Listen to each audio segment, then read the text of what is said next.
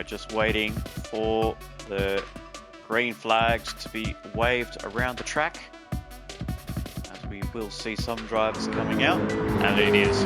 We are green flag for qualifying. I'll just quickly jump out. Yes, no, I've jumped out. That's good. Yep, the only driver we're missing is Dylan. But we have the leader of Ned Racing, Osto 101, which actually in developing news, Ned Racing is actually planning to retire McLaren 650S at the conclusion of the Pilot Series in the GT3 Championship. That being said, is only the reason why they pulled out of the McLaren deal is because they haven't been able to strike a deal of getting the two 720s, three models of the 720S, the newest version of the McLaren GT3 prototype, and unfortunately they haven't been able to get any products of that car coming through to the camp. So therefore, Osto had to pull the plug and say, unfortunately, we cannot run this deal anymore. They're not going to provide us with machinery, and therefore Ned Racing and McLaren have cut ties at the end. Will be cutting ties at the end of the season, but hopefully Osto 101, 101, Extreme NZ, and even Golden Alpine might be able to find some bit of pace around this track. I kind of do feel it's going to suit the MR cars, the mid-engine rear-wheel drive cars in McLaren, and even you might even see some Briars with the Ferraris from Bingo Bango Racing. But we're going to look on board with Sir Ditz, the first man out on track for Swan Racing.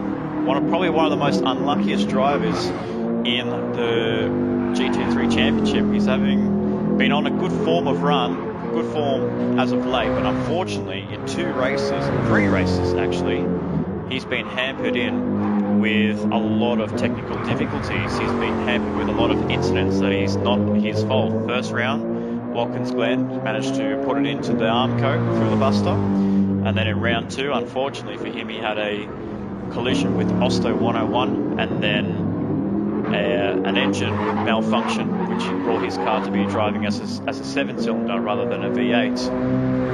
And then the last time out, his car was a little bit not working to what Noddy's standards were, and unfortunately he had a couple of spins here and there around the track, from what I heard. And yeah, we know Sir Ditz to be a very competitive driver, but also a man that's going to be hot on the markets at the conclusion of the GT3 Championship, as they're coming through towards 130R, revving it out.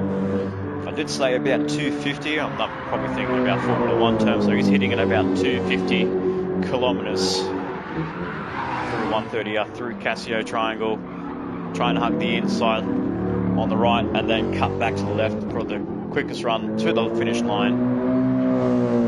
And the Sir Ditz on the soft tyres is going to be the first one to set a lap time. It's a 2:07.25. And there we go, ladies and gentlemen. Here we have Marty McFarty. He has joined us. So there he is. So there we go. So Scarborough Motorsports AM driver Dylan Scarborough and Marty McFarty has now come into the pit lane.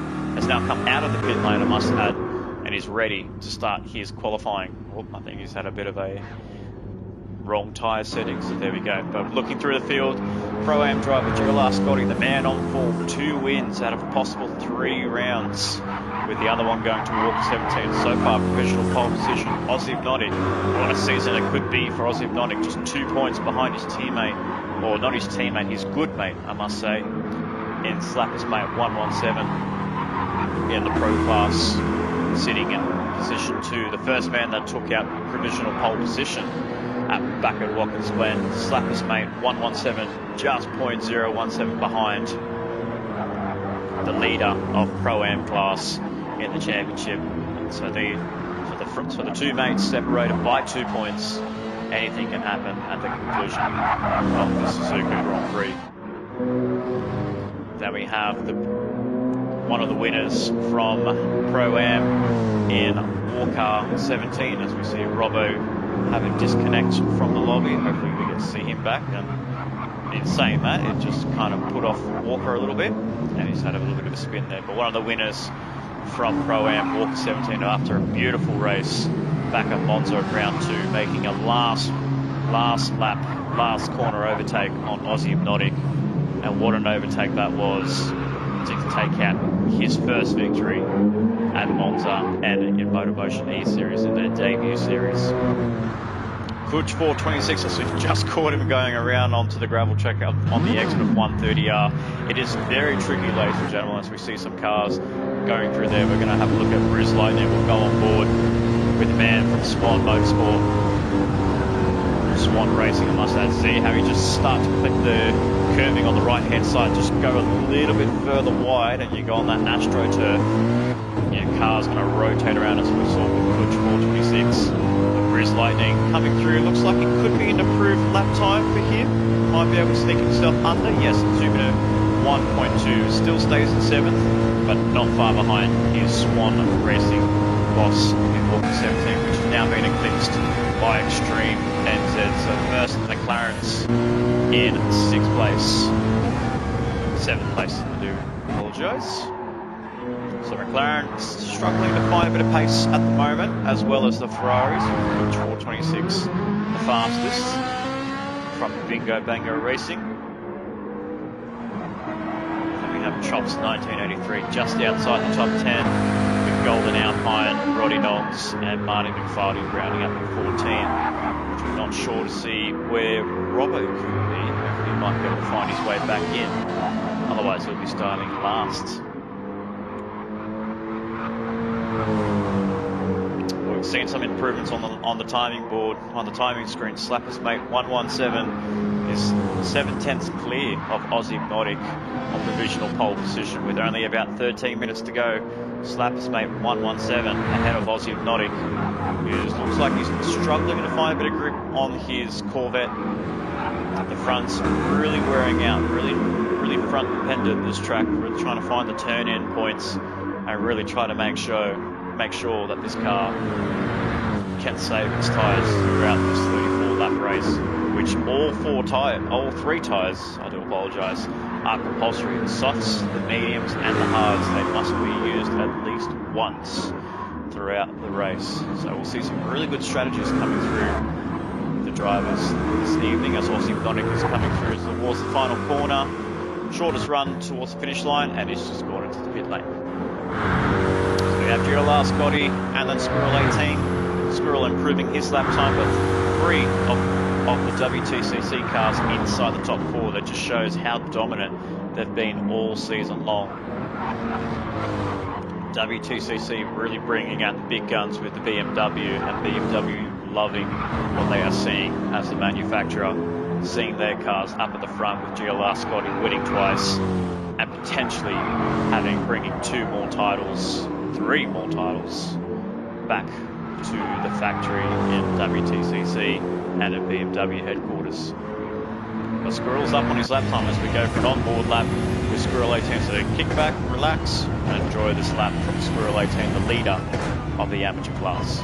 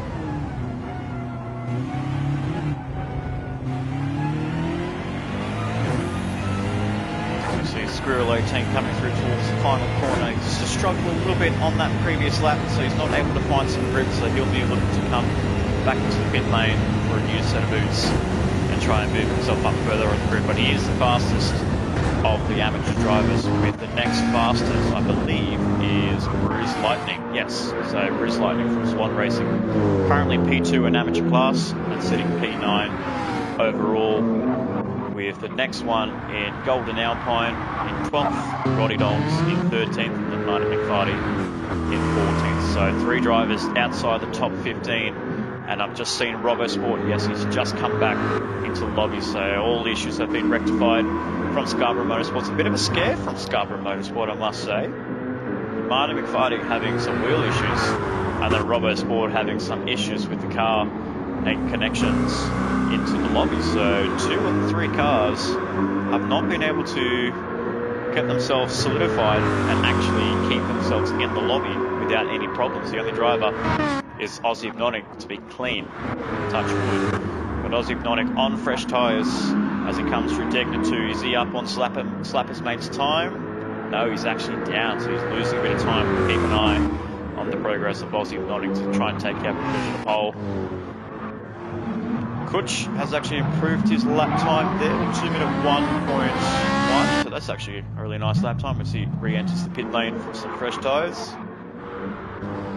But all's been pretty quiet so far. His Extreme's actually nearly gone a full second faster through Degner 1. So this is where it's really tricky for our drivers to find that corner around the hairpin. That corner there especially. You don't know whether to run it wide and then try and hope there's some traction. Because usually they say the high line can be the better line for better grip on the tyres. But then you see some drivers hugging the inside line and trying to straighten the car out as quick as they can. But the only problem with that is that you will get a lot of understeer and the tail will kick out. So you will lose a couple of tenths going into smooth curve. But Extreme looks like he's holding his car very nicely there. He's a second up on his time, so not a second up on provisional pole to take out pole position. But Extreme, NZ coming through Casio Triangle. Oh, a little bit deep on the brakes there, so he just missed the first part of the corner, but he clips the inside of the second part. Might lose a little bit of time coming onto the finish line as he crosses the line. There you go, he's lost 7 tenths, so he was 1 second up, and then he lost time through Casio, and that only moves him up into 6th place, but still 1.6 behind Slapper's mate 117. So there we go, actually. So Aussie Hypnotic's time, he was only 0.1 down through Degner 2, but he's actually trying to find, he's found a lot of time in the back section of the track, so maybe we could say Aussie Hypnotic is not able to find some traction or not find some pace around the first section as he's down again by 0.1 again, so that's the same as the previous lap. But we'll keep our eyes on Aussie Hypnotic as he goes through. So the man from Scarborough Motorsport in the Corvette C7 has been delivering the performances that we usually see, especially coming in the hands of Aussie Hypnotic, a very aggressive driver, a man that just wants speed from his car. The man just wants grip and he wants to be as fast as he can. Negotiating smooth curve very nicely, a little bit hesitant on the throttle there. But it's a very interesting car. You want to be not going full res but short shifting the car as it starts to hit the yellow shift mark. But there you go, 0.5. I wonder if he'll come into pit lane for another set of tyres with only about 5 minutes to go until the conclusion of qualifying. Another surprise we'd see here is Bruce Lightning, so he now takes over pole position for the amateur class ahead of Squirrel 18. So he's 0.1 up on Squirrel, so that's actually solid efforts there for Squirrel 18. As yes, Aussie Hypnotic does come into the pit lane for a fresh set of tyres. Extreme. We'll be thinking about a set of tyres as he's losing a lot of time through 130R, and that's a corner there where he made a mistake and he lost a lot of time. But with 5 minutes to go, drivers will be coming in, changing tyres, refreshing their minds, talking to their pit crew to try and find a solution of toppling Slapper's mate 117, who sits provisional pole position ahead of Aussie Hypnotic and his teammate Giolar Scotti.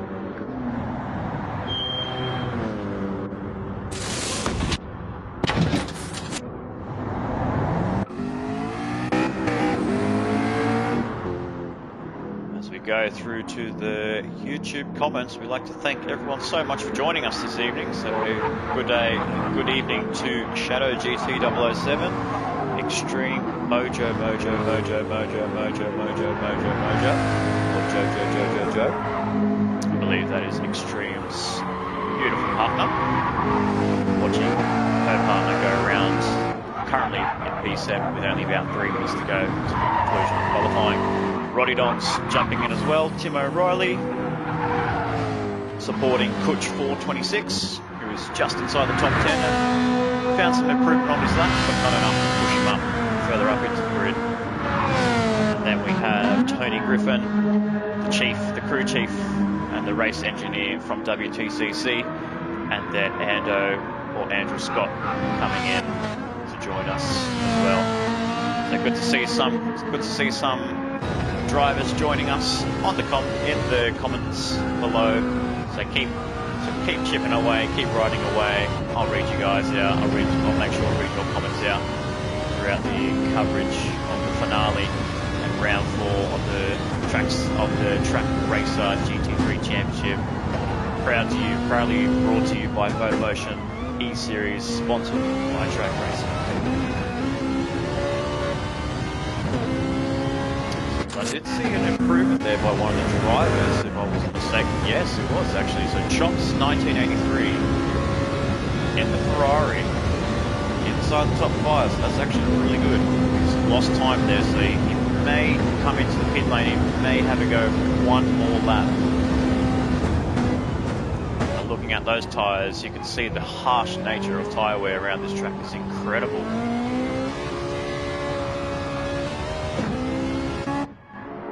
Drivers will want to make sure they don't use those soft tyres at the beginning unless you are a driver that can come through the pack, especially down towards the latter half of the 15. You may throw on the soft tyres to try and move his way up towards the front, or you may even run the conservative strategy, run the mediums or hards just to get those tyres out of the way. Especially you would think with the mid-engine rear-wheel drive cars in the Ferrari and the McLaren 650S. Also in developing news through Bingo Bango Racing as well, they've also decided to cut tyres with Ferrari, unfortunately. So with Ferrari not bringing the package of the latest Ferrari 488 GT3, unfortunately, they've lost another team from Bingo Bango Racing cutting tyres with Ferraris. We see Roddy Donks really drifting the car out. That's a full Tokyo drift through turn 1 and 2 there. Well done, Roddy. I'll give you that. I think he's just there for showboat. I think he's watching the stream whilst I'm talking about him. But Bingo Bango Racing and Ferrari are cutting tyres at the end of the season, just not living up to the hype and not living up to the expectation that Bingo Bango Racing wanted in their inaugural series here at MotorMotion. So we'll wait and see what they can bring, what they can offer next year in 2023, which will be an exciting year, which will be bringing you back the Trak Racer GT3 Championship, the TCR Cup, and of course the Supercars Championship, which we all can't wait to see, we all can't wait to be a part of. So make sure if you haven't joined us already, follow us on MotorMotion through Facebook by typing in MotorMotion E-Series, then join our paddock where you get to meet the drivers, talk to the drivers, and get an insight of what it's like going into the minds of the drivers in preparation for events such as this finale at Suzuka Circuit. And if you haven't already as well, join us, follow us on YouTube, like and subscribe, comment below. I'll be bringing you all the interactions. I'll be here all night. They just can't get rid of me.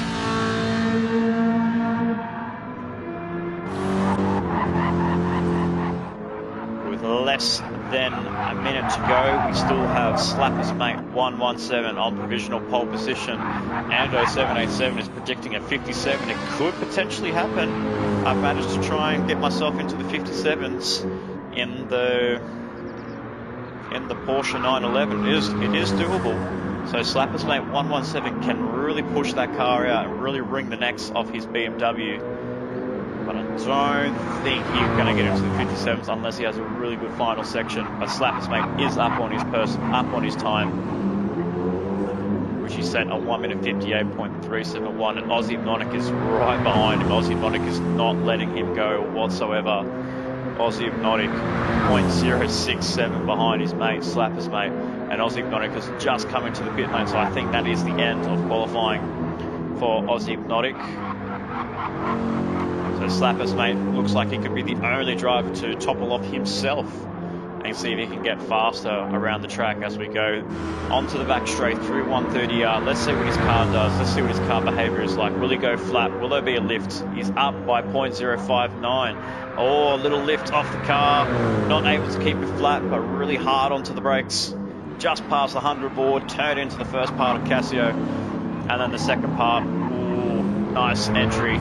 And then to hug the right-hand side for the shortest run to the finish line. Will he get himself into the 57s? Oh, not quite, but it's a 1 minute 58.1. So 3/10 clear of Aussie Hypnotic. What a beautiful lap that was by Slapper's mate 117. As we see some other drivers coming through, we see Chops not able to improve on his lap time. Squirrel 18 is done. Robo Sport, after having some technical difficulties, is done. Sir Ditz is done. We see some drivers at the back end. Who's that at the back? That is Briz Lightning. That is no improvement whatsoever, unfortunately. Briz Lightning. So that is it. We have concluded qualifying, ladies and gentlemen, and the man that will take out pole position for the final time, Slapper's mate 117 with a brilliant last lap, a 1 minute 58.101, just over 3/10 clear of Aussie Hypnotic in second place, and then GLR Scotty, the leader of Pro-Am, in third place ahead of his rival Walker, who I believe, yes, he's actually outside of the top 10. So very interesting. So Walker's had a bit of a tough time around this track, not able to get his Mercedes hooked up compared to Scotty's BMW. And then we have Squirrel 18 on pole position for the amateur class, with the next driver in line, Briz Lightning, inside the top 10 in ninth place. I'd like to think that would be ninth place. I think was the last time we saw Briz Lightning. We'll wait and see. So drivers are getting themselves ready, changing tyres, changing compounds. We see a lot of chopping and changing around. No pun intended for Chops. He's changed it onto the mediums to try and get himself the long run possible. Few drivers going on the hards, few of them staying on the softs. We shall wait and see. Slapper's mate has gone onto the medium tyres. Marty McFarty looks like he may stay on the soft tyres. GLR Scotty on the mediums. Aussie Hypnotic on the hards. So that'll be interesting. Aussie Hypnotic on hards, Slapper's mate on mediums. So we shall wait and see what the gamesmanship will be like. See if Aussie Hypnotic can get those tyres up to temperature as quickly as he can and not lose sight of Slapper's mate. Osto on the hards as well. Extreme on the mediums. Squirrel on the hards. Kutch on the hards. Walker also on the hards. And then Robo Sport on the hard tyres as well. Sir Ditz, Golden Alpine and Roddy Dongs. So Ditz and Golden Alpine on the hards, and Roddy Dong alongside Marty McFarty will be starting on the soft tyres, but we shall wait and see. Maybe they might change their minds. As we get set for what is going to be the final time here at MotorMotion E-Series, bringing you the Trak Racer GT3 Championship.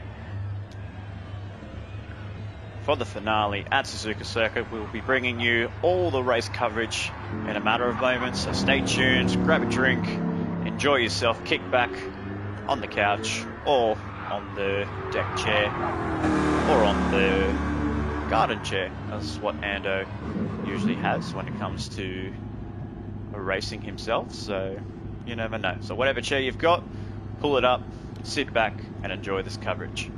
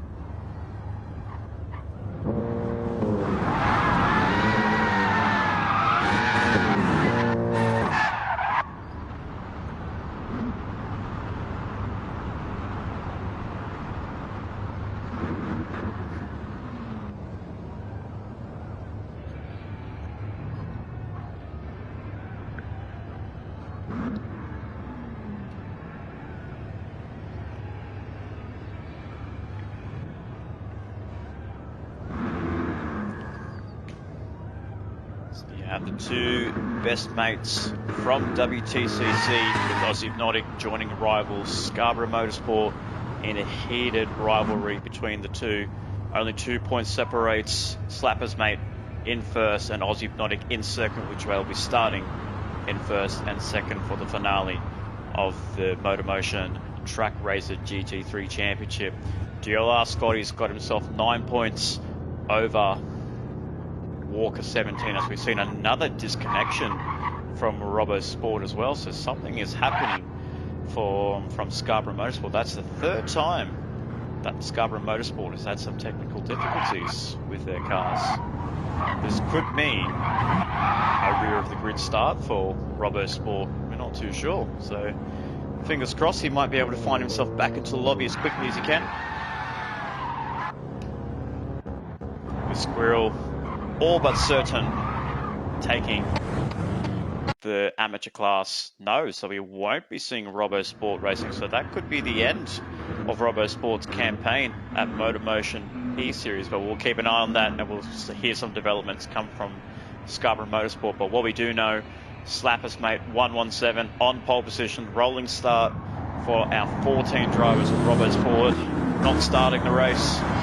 Parking the car in the garage with Aussie Hypnotic in second, GLR Scotty third, Chops fourth as those lights are about to go out. 5 lights and we are underway for the finale of the Trak Racer GT3 Championship. Slapper's Mate 117 has got an assailable lead up into first place, all single file so far, with Aussie Hypnotic at second, GLR Scotty third, Chops holding on nicely in fourth, Squirrel coming under pressure from Sir Dids with Extreme right behind him in 7th place.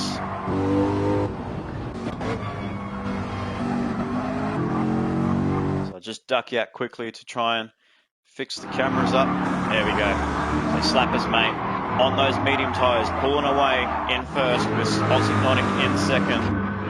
The good battle packs are happening down the field. Battle pack for 5th place, Sir Dids coming under pressure from Extreme, from Ned Racing, the first of the Ned Racers and the Pro Driver.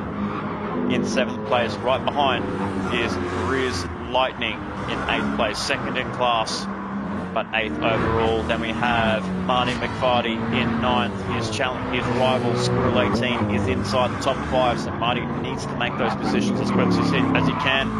Osto goes for a late move on Marty McFarty. He loses ground to Marty, and he's actually going to lose ground towards Walker. And Walker's going to go for an outside move towards the 130R, or not towards Spoon Curve. No.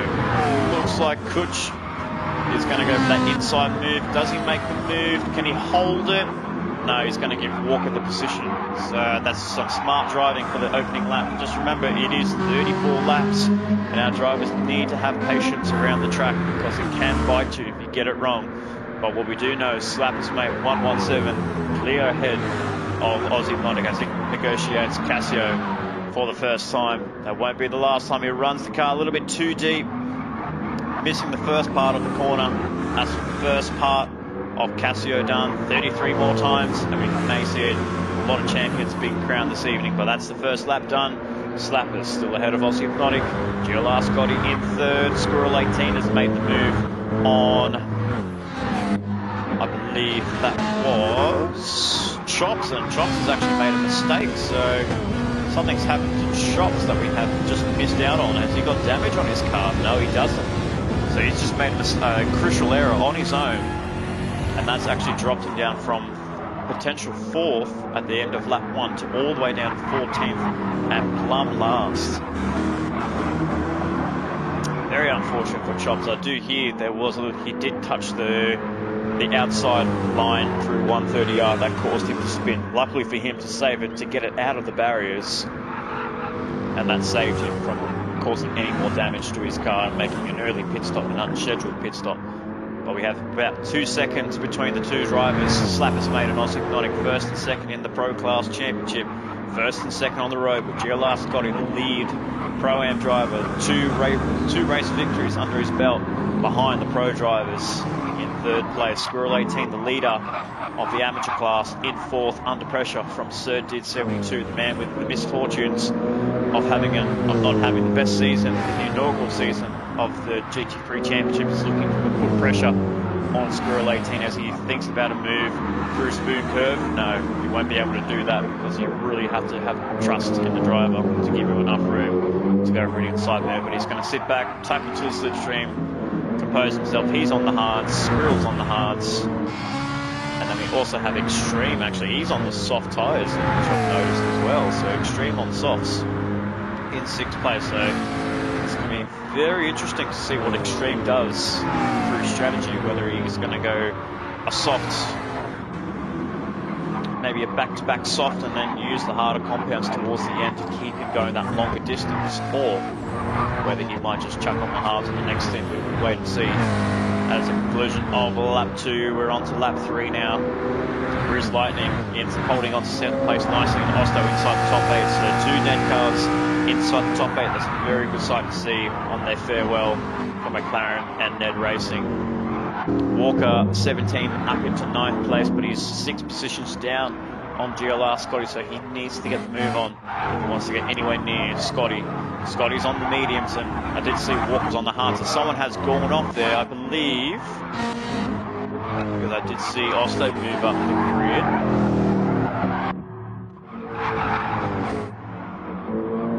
I believe that is Squirrel. Yes, it is Squirrel. So I missed that, unfortunately. Sorry about that, ladies and gentlemen. I couldn't find out who it was. And Squirrel 18 is down inside 9th place, behind, just ahead of Kutch. And crucially, he's behind Walker. And critically, he's behind Walker 17. So that's not what Squirrel wanted, with the 2 drivers on the hard tyres and working to have favourable strategies. As I did hear from the comments that the chief engineer of WTCC, Griffo, did mention that the 2 drivers in Slappers and GLR Scotty are loving their cars, loving the setup, but unfortunately Squirrel is not liking his cars. He's having some brake temperature issues. So brake temperature issues coming from WTCC, and Squirrel's chance to take out the title in amateur, with him actually a few places ahead of Martin McFardy, which looks like he's made a few mistakes on the previous lap as well. So not some strong running for Martin McFardy. Roddy Donks rounding up the top 14 with Robbo Sport not starting this Grand Prix, but still the gap is getting bigger between the 2 drivers. 2:04 is the fastest lap time for Slappers mate 1:17. Aussie Noddy coming all sorts of under pressure from GLR Scotty, who is on the mediums. So he will be causing the pressure. He will be giving Aussie that pressure on the rear of the Scarborough Motorsports rear wing, car 420 versus car 37.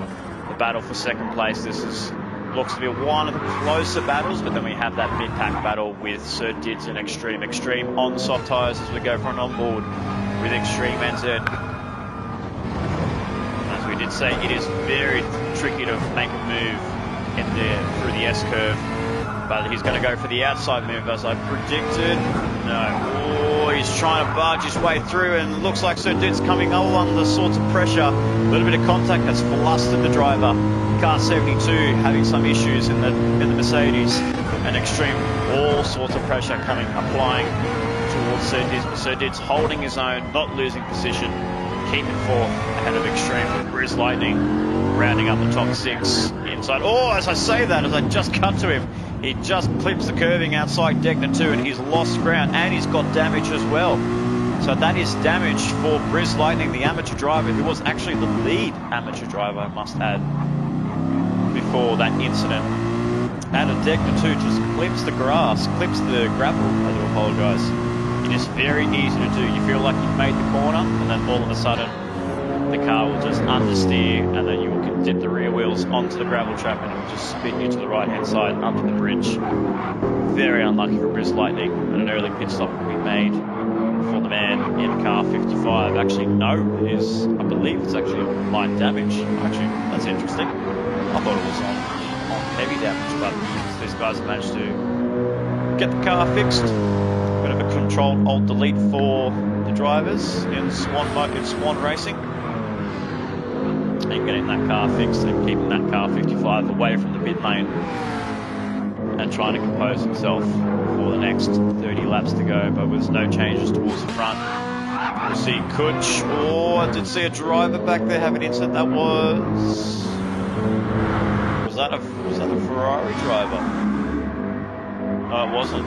Okay. I believe I saw an incident somewhere, but not to be. Squirrel 18 has made a move on Walker 17 and putting himself in a good position ahead of Walker to try and fend him off away and try and block Walker from getting anywhere close to GLR Scotty.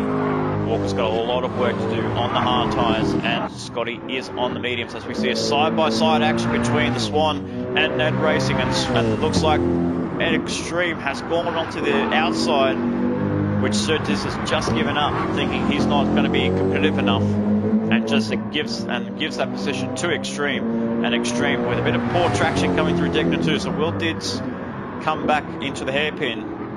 No, he's going to stick behind. Oh, Extreme, all sorts of under pressure, a little bit too eager on the throttle, as that is so easy to do, ladies and gentlemen. It is very easy to do that on the inside if you take too much of the inside corner through the hairpin.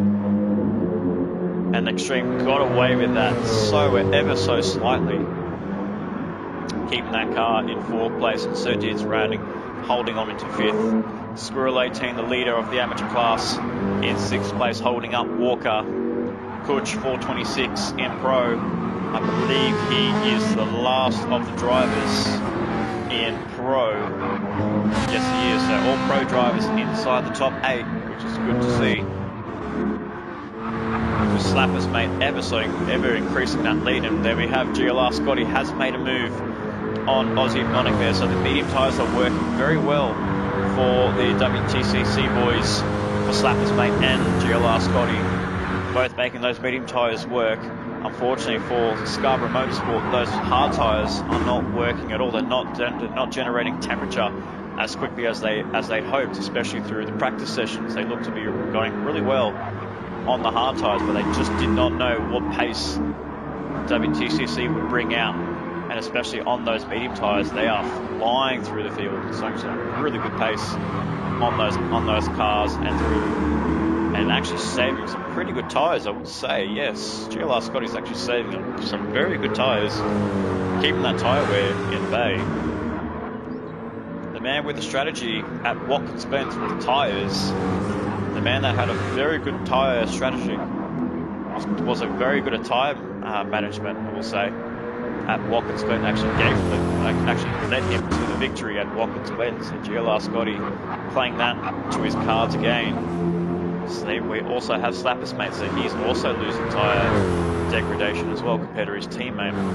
Aussie Hypnotic is on the controller, I will add. So with the controller you lose a bit of tyres quicker compared to the wheel drivers. But Aussie Hypnotic not losing sight of GLR Scotty whatsoever. Extreme up into 4th, and it's inside the top 5 after surrendering that position to Extreme, but holding on 5.9 ahead of Squirrel 18 and Walker 17 in 7th, Kuch 426 in 8th, Briz Lightning in 9th, and then Chops in the top 10. So some good signs, good starts for our drivers this evening. It hasn't really been any major issues. I did see Osto unfortunately down the rear grid. I guess something's happened on lap 4 with that lap time being at 2 minutes 27. So something happened to Osto. We're not 100% sure. We'll get word on that when news comes in of what happened to car 101. And then Roddy Dongs is his day just goes from bad to worse, unfortunately. He's not really able to find grips at all with his Ferrari 458 Italia. A very old model 458 Italia, so that's why I believe Bingo Bango Racing are cutting tyres with Ferrari, because they're just not giving them the new car that they want. They want that 488, the latest version. But Ferrari is just fighting them and saying, no, we're not going to give you that car. We know you guys can extract performance. And unfortunately for Roddy Dongs and Bingo Bango Racing, something catastrophic has happened. Roddy Dongs, all sorts of trouble, crashing into the wall before 130. I've never seen that before, ladies and gentlemen. Roddy Dongs, unfortunately, the day just goes from bad to worse for the leader of Bingo Bango Racing in 14th and last place. Really wants to get out of that Ferrari at the end of the Grand Prix.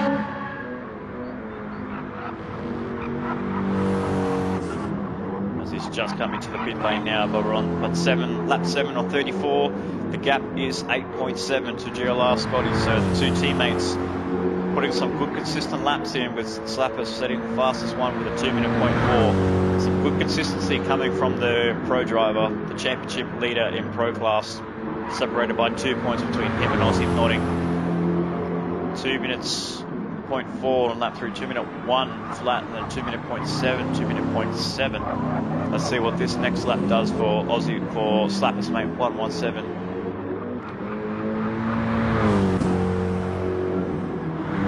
So slightly slower compared to his other laps, so that's actually one of the slowest laps he's able to put up. Slapper's mate 117. And then we have GLR Scotty at 2-minute 1.8. So even though Slappers has set a slow lap, GLR Scotty's not getting anywhere close to his teammate. But he is gapping Aussie Hypnotic with his fastest being at the start of the race, 2-minute 1.6, and that last lap at 2-minute 4. So something happened on that last lap, losing ground to GLR Scotty. But the man on soft tyres, extreme, those tyres are really wearing out. We're on lap 8 of 34. He's really tethering on whether to pit at the end of this lap or do one more. He's up on his personal best, .1, nearly 2 tenths up on his personal best, and he's closing in on Aussie Hypnotic very quickly. Cuts Degner 1 very nicely. It's very crucial to cut that first corner without triggering the half second. Try and get that right-hand side of the car, clipping that orange, the green curving. You get the car flying over the curves and get it nice and straight to set up the run through Degner 2. Through the hairpin, it looked very nicely there. He's very limited on traction on the rear. But I think extreme, if I was him, I'd probably do one more lap, just one more lap, and try and reduce the gap to Aussie Hypnotic. As we see yellow flags somewhere, that's no one to do with the leaders. That is... not sure who that was, unfortunately. Actually, yes, I do know who that was. That was Roddy Donks. So Roddy Donks has retired the race, and he's left the lobby. So that is the end of Roddy Donks' championship here at MotorMotion, the Trak Racer GT3 Championship. We won't be seeing Roddy Donks in that Ferrari anymore, and he'll be saying good riddance to Ferrari. He'll be coming into the Ferrari office and jumping into the voice call with the head bosses of Ferrari and just tearing that contract in front of their faces through the Zoom call, saying, I don't want this car anymore. But I will say, for the drivers in that class as well, in that team, Kutch is in 6th place and Chops is inside the top 9 as we see Dids and Walker, the two teammates, into the pit lane.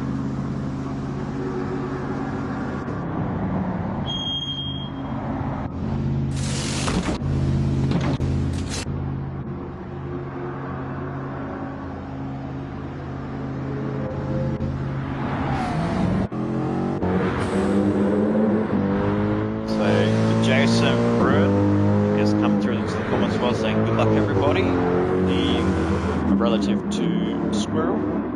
And then we have Lewis Atkinson. The cars look great, they do look great. As we see a yellow flag somewhere, that is Chops 1983. He's gone off.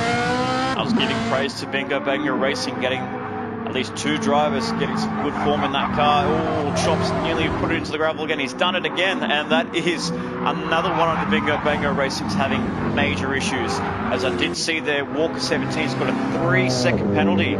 So Walker 17 is hampered with a 3-second penalty. This is not going to help with his championship quest to topple GLR Scotty and get himself close towards the title. This has not worked out in the plans of Walker 17, especially being stuck behind Golden Alpine and with a 3-second penalty over his head. I believe, no, Marty McFarlane has not pitted just yet. Neither has Golden Alpine.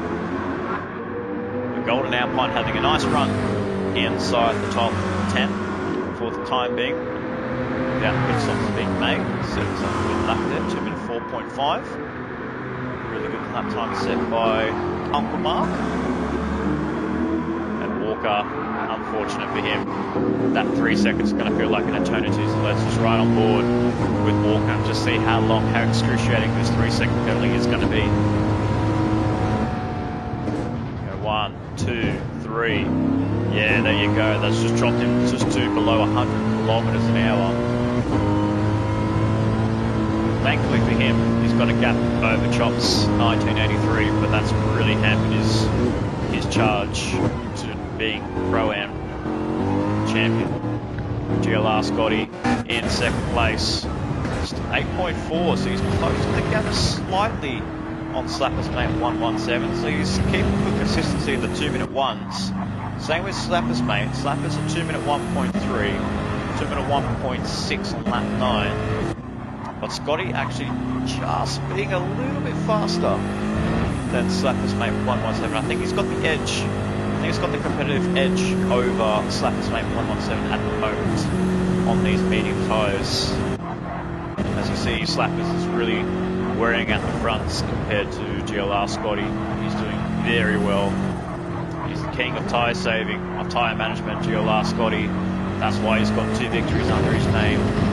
Pro-Am driver will be looking to make that step into Pro class next year. And GLR Scotty will be bringing that title towards 2 WTCC if things stand the way they are, with Walker in the 10, sitting in 10th place and GLR Scotty in second. And we also have Squirrel 18, as I did say that. Oh, something we've just missed that. And Squirrel 18 in 5th place. We did see, we caught the cameras on him, and he was facing the wrong direction of Spoon Curve. It's so unfortunate that I can't have the replay cameras, thanks GT7. I wanted to have the replay cameras to see what happened. But what I did see there, what you guys saw, ladies and gentlemen, Squirrel 18, the leader of amateur class, was facing the wrong direction, and that now gives Briz Lightning, oh, as I say that, he's also off the gravel trap as well. Huge, oh, and he's actually blocked his teammate. Insert did 72, Briz Lightning gets a reset, trying to take the old route, trying to take the Latifi line, trying to get out of people's way, and unfortunately for Sir Dids, picking up damage on his car. Thankfully these cars have light damage, so those cars will be repaired, but the 2 teammates making contact with Briz Lightning taking the provisional lead of amateur class, losing the rear end of the car through 130R, and then also blocking his teammate through Casio Triangle. Not in the scripts for Swan Racing, and Squirrel 18 as well also had his fair share of issues. But I don't think that's going to get him close to Marty. Marty's taking the lead of amateur class, but he's yet to do a pit stop. He's on the hard tyres, and Squirrel has just come onto another set of medium tyres. Actually, no, he was on the hards and now he's on the mediums. So there you go, he's used one of the compulsory tyres. Squirrel 18, the championship leader, 20 points ahead of Marty McFarty, who's still on those hard tyres, still wanting to go long, holding up Walker 17, who's on those fresh mediums, and this is going to really hurt Walker if he's stuck behind Marty for the next lap or so. Doesn't want to stay behind him for too long because he knows he's just losing ever so much time to GLR Scotty. He's just over a minute behind Slappers mate 117, I must add, as his Slappers is just pulling a bit of a gap, a much bigger gap now to GLR Scotty. GLR Scotty's now into the 2 minute 2s, and Slappers is still inside the 2-minute 1s. So some good driving, good consistency for the man in the car 117. As we go through Garifo, reporting that Squirrel is asking for more rear brake bias to keep the front temps down. As we did see there, yes, he was struggling for braking before the race started. So the brakes are fading away from Squirrel 18 in car 18, struggling to get that car hooked onto the track. He was holding on a very nice position there. So I don't know whether that pit stop was intentional or not. We'll have to hear from Griffo himself. But Squirrel 18 with brake issues yet again plaguing him, as he's having some brake issues there, and he's just gone too deep through Casio. More issues arising from WTCC, and Squirrel 18 having some major issues with the brakes. Those brakes are fading. They are fading. Will they have to pull this car into the pit lane? Will this help Marty McFarty steal the championship away from his rival? So will Squirrel 18 have to retire the car if he's having some brake temp issues? We are not so sure. We'll keep an eye on what's going on down in the pit lane with Squirrel 18 and WTCC. This could be a potential positive for Marty McFarty if Squirrel 18 is having some brake issues.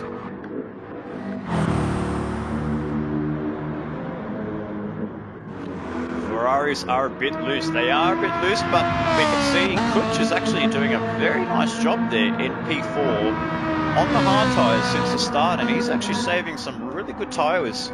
He's doing a lot of good tyre management, is Kutch 426 with Bingo Bango Racing. So the lead driver for Bingo Bango Racing in the Pro class, sitting third overall and 4 seconds clear of Extreme, which Extreme was on the soft tyres in the early stages. He's now coming under pressure from Surdin. So this is a role reversal between Extreme and Surdin 72. Nearly saw an overtake of what we saw with Fernando Alonso and Michael Schumacher through 130R. We're seeing plenty of names go through there side by side. Plenty of champions have been born thanks to overtakes like that in 130R, but Extreme NZ still keeping ahead of Sir Diz, but Sir Diz has got the run on Extreme. So the roles have been reversed. Sir Diz was on the hards, Extreme on the softs, and now the roles have been reversed with Sir Diz on the mediums. As I did see there, Kutch has actually run a bit wide there, so from 4th to 6th place for Kutch 426, giving him all the praise that he needed for Bingo Bango Racing and their struggling Ferrari 458 Italia.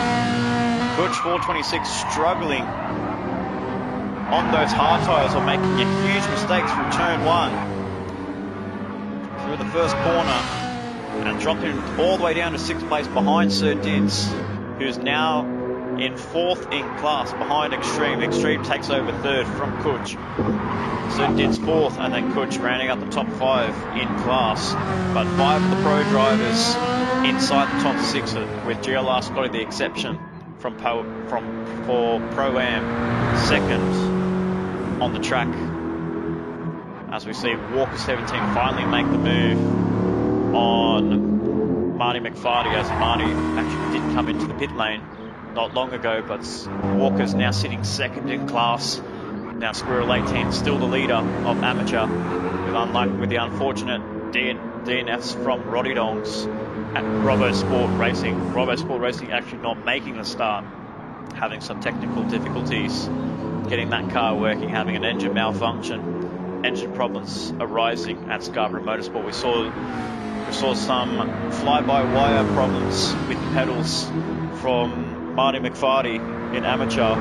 They managed to rectify that, and now we have some engine problems for Robo Sport Racing. That is what I've heard, confirmation from the team, from their team engineer. They did have an engine problem with Robo Sport, so they had to retire the car before the start of the Grand Prix. Also did see Ozignotic in the pit lane along with Kutch 426, both going to be putting on a fresh set of boots, full tank of fuel. Let's see what tyres Ozignotic goes on. As predicted, on the medium tyres, so he's 55 seconds behind Slapper's mate 117, man in 2nd, the only man that could stop Slappers from winning the title this evening for Pro Class. So long as he is ahead of his team, ahead of his mate, he will be taking the championship to Scarborough Motorsport and denying a clean sweep from WTCC.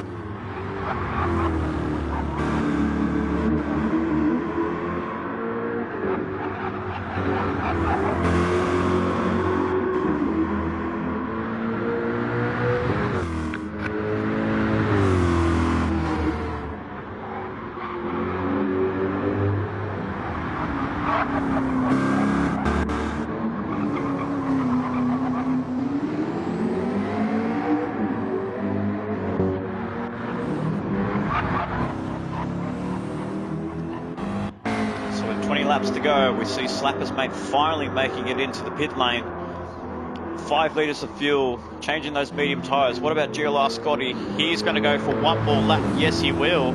Can he go for 2 more laps? He's saved so much fuel and so much tyres compared to Slappers, mate. We did see Slappers really using those tyres up at the beginnings phases of the first stint. Let's see what he does. Let's see what WTCC bring out. I believe they are a set of hard tyres. Team Criff engineer will have to let me know. Yes, they are the hard tyres. Slappers, mate, on the hards. Oz Hypnotic is coming through 130R now. Slappers, mate, is going through turns 1 and 2, so Oz Hypnotic has a lot of ground to make to catch up to Slappers, mate, as Ozzy runs a little bit too deep through Casio, hampering his corner entry through the last part of Casio onto the pit straight.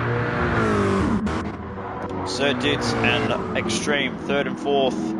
So Slappers, mate, hasn't really lost time at all, so that lead that he's been able to pull out has managed to keep him inside the top 2, and some clean air in front and behind him. But GLR Scotty on those medium tyres, going for that overcut, trying to save tyres, trying to save fuel, trying to get anywhere close to Slappers, mate, 117 at the conclusion of the Grand Prix with only 20 laps to go. The Pro-Am driver who's taken 2 victories in MotorMotion E-Series. Actually, as we said at the top of the coverage, 3 victories, 4 rounds and 3 victories have gone to Pro-Am drivers, ladies and gentlemen. So things can happen, but will we finally see a pro driver take overall victory at Suzuka? We shall wait and see. But GLR Scotty onto the back straight to 130R as we go on board. GLR Scotty, let's see what he does. You can definitely see he's struggling through 130R, even downshifting to 5th gear to get the car turned in. So let's see what he does. I believe he will enter the pit lane. Yes, he does. There you go. So confirmation for GLR Scotty in the pit lane. Also on 5 litres, so this is crucial. Slappers was on 5 litres on the lap before. Slappers on 5 litres and GLR Scotty on 5 litres of fuel. But Slappers, mate, is coming onto the pit straight, well clear of GLR Scotty. Wait to see what tyres GLR Scotty's going to put on. I believe they will be the hard tyres. They're going to be, I think they're running the same strategy between the 2 teammates. There you go. GLR Scotty has closed up a little bit, but he's going to come slightly under pressure from Sir Did, so no less on fuel for GLR Scotty, and that could have been costly for WTCC as he's struggling to get temperature, and Sir Dids is right on the charge there on some worn mediums, but worn mediums and fresh mediums pressuring the WTCC man in GLR Scotty. Can Sir Dids find a way through on the exit of the S curve through Decna 1 and 2 into the hairpin? Can he make some moves on GLR Scotty? Can he pressure him into a mistake? So Swan versus WTCC, this could help Walker actually come up through the grid as well. If Sir Dids piles in enough pressure from GLR Scotty. GLR Scotty just keeping that car stable, losing a bit of traction. Keep running the cars a little bit too wide, not hitting his apexes, and inviting Dids any opportunity available to make a move. Through the hairpin, keep it steady on the traction. And there we go, look at that. So Dids has gone through to the outside, side by side with Scotty Taylor. Not able to go around the outside, unfortunately. GLR Scotty a little bit more grunt and horsepower on that BMW compared to the Mercedes AMG. So we did know Swan Racing was struggling for engine power, especially at Monza. But here he goes again. He's going to go side by side with GLR Scotty. It's going to be he's now taking P2. GLR Scotty around the outside. Who's going to be the brave one through 130R? Oh, contact made, and GLR Scotty's made a huge mistake. He saved the car. How did he not go rotating around? Scotty keeps that car on the track, not making the wall, not meeting the wall at all. Beautiful save by the man from WTCC and the Pro-Am Championship leader. Well done to GLR Scotty. That was a hairy moment between Dids and GLR Scotty. Let me know what you guys think. Was that a fair move? Was Scotty a bit too aggressive? and turning in too early, let me know down the comments there. But what a save by GLR Scotty, and Extreme is not far behind him. He's also on the hards, but he's worn his hards a little bit more compared to Scotty, so he'll be looking to pile the pressure on the Pro-Am driver in third place. Aussie Hypnotic in fifth, so let's check the gaps. It is 24 seconds between Slappers and Aussie Hypnotic, so Aussie's got a lot of work to do to catch up to Slappers mate 117, who is on the hard tyres. 12.5 ahead of Sir Dids in second place there. So some good battles, some good hard racing for those boys, and Sir Dids not giving any quarters to GLR Scotty. Doesn't matter if he came out on hard tyres, Sir Dids is racing for points, he's racing for position.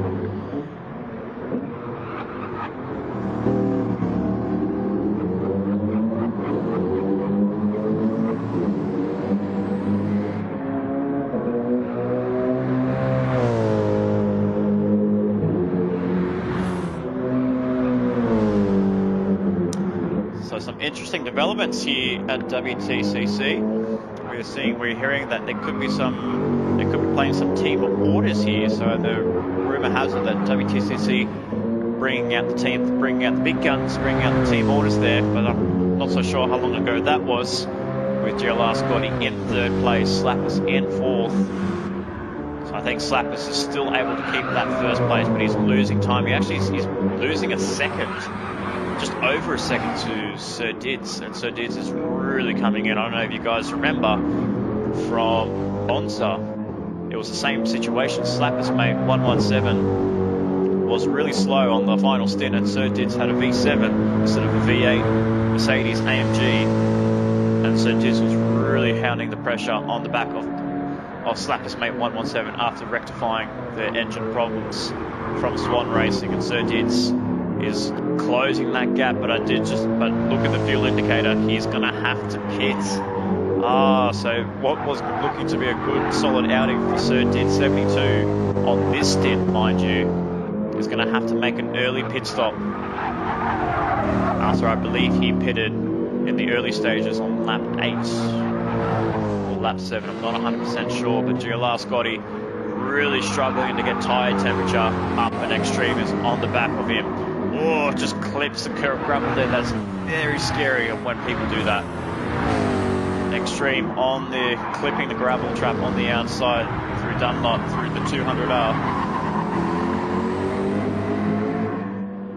Closing ever so slightly on GLR Scotty, but Scotty's just got a little bit more of an edge at the moment, and Extreme will have to come into the pit lane at the end of this lap. But I wonder if Extreme's actually going to stay on the hard tyres. So what do you guys think? Will Sir Dids stay on the mediums for another lap, maybe a short fuel, but another fresh set of mediums, or will he try and go for 2 stops and go on soft tyres in a row, 2 stops in a row? We're not too. Let me know what you guys will do on lap 18 of 34. What tyre would you be on? What strategy would you like to play out against your rival? Running through the grid on the conclusion of lap 18 to start lap 19, it is Slappers mate 117 for WTCC, the pro driver, leading the class and leading the overall race. Sir Dids 72 looking to make his way into the pit lane at the conclusion of lap 18, handing GLR Scotty back second place, the leader of Pro-Am. As there we go, confirmation for Sir Dids, and we'll see Extreme coming to the pit lane as well. There we go, so Extreme and Sir Dids in the pit lane, GLR Scotty in second, and that'll also bring Aussie Hypnotic up the order in third place. Last time out I saw Aussie Hypnotic was 25 seconds behind Slappers. He's now just brought that under 20 seconds, but time is running out and the laps are running out. We've only got 16 laps to go, and Aussie Hypnotic is really running out of time to make any challenge on Slappers mate 117. Holding on to fourth, Sir Dids comes out of the pit lane. He's on the soft tyres. So the first man of the front runners in the pro class on the soft tyres. Fourth place, looking to go for a huge undercut on Slappers mate 117. Squirrel 18 still on those mediums, leading amateur class, 5th overall. Extreme has jumped onto the mediums again. Actually, no, he hasn't used the mediums at all. He used the softs at the beginning, so he's used up all of his mandatory tyres Will he stay out to the end of this Grand Prix on mediums? Who knows? Clutch 426 on the mediums now, setting some good lap times now, having a huge off on the first corner and the second curve. Then Walker 17, fresh out of the pit lane on soft tyres. Riz Lightning still on those mediums behind his teammate Marty McFardy with a 0.5 second over his head, 10th place. So the gap between Squirrel and Marty, I believe that looks to be 30 seconds, no, 20 seconds. Yeah, so 20 seconds between Squirrel and Marty. But I feel like if things go well for Squirrel, he'll be taking out that title away in amateur class. Osto 101, having a bad run in his McLaren. He looked to do pretty well inside the top 8 at the early phases in the first stint. But just car troubles and really not getting this car set up to his liking around this track. But he's up on a lap time here. He's could be going fastest around here. So he could be setting some good lap times here if he keeps his car straight. But Osto 101 in 11th, Chops in 12th, and then Golden Alpine, the third of the Ned races, in 13th, with a DNS coming from Roddy Dogs and a DNS from Robbo Sport Racing after some engine problems arising at Scarborough Motorsport. Slapper's mate is Ride, holding on to first place very nicely. He's just about to lap Golden Alpine, so he's not far away from lapping the first car, which will be Golden Alpine. GLR Scotty on hard tyres, so he's not setting the world alight on the hard tyres, pace-wise. He's not able to close up to Slapper's mate 117, but Aussie Hypnotic is closing. It is closing very fast on GLR Scotty. He knows he's faster than Scotty. He's a pro driver. Scotty's an amateur. He's a pro amateur. He's going to be thinking, I can't lose to another pro amateur again on the fourth and final round. Surely not. And then we have another DNF there. So the second of the Bingo Bango Racing comes from Chops 1983. So that's 2 of the Ferraris out with some technicalities. So there is only one more Ferrari to go. That's Puch 426, the sole driver of Bingo Bango Racing. Another retirement for the Ferrari 458 Italia. Kuch 426 holding the prancing horse high for its final outing in the GT3 Championship, sponsored by Trak Racer, inside the top 8. Hasn't made a pit stop yet. And he'll be looking to put on some fresh softs at the end of this Grand Prix with only 15 laps to go. Now we're approaching 14 laps to go. Slapper's still in first, but that is huge developments there, ladies and gentlemen. The 2 drivers from Bingo Bango Racing and their old Ferraris, their 9-year-old Ferraris, are not working around this track whatsoever, and both drivers have thrown in the towel, and the team boss has just called the car in to retire it. And that has just been a sad demise of Ferrari in the GT3 Championship. But one manufacturer that's not looking any sorts of having any issues at all. BMW in the hands of WTCC, Slappers, GLR Scotty and Squirrel inside the top 5. Leaders in the championship in both Pro-Am and Amateur. Are looking to bring home the bacon for WTCC in the team's championship as well. So all they have to do is keep the car straight and make sure that car works around the track. Not having any DNFs, no malfunctions with the engine.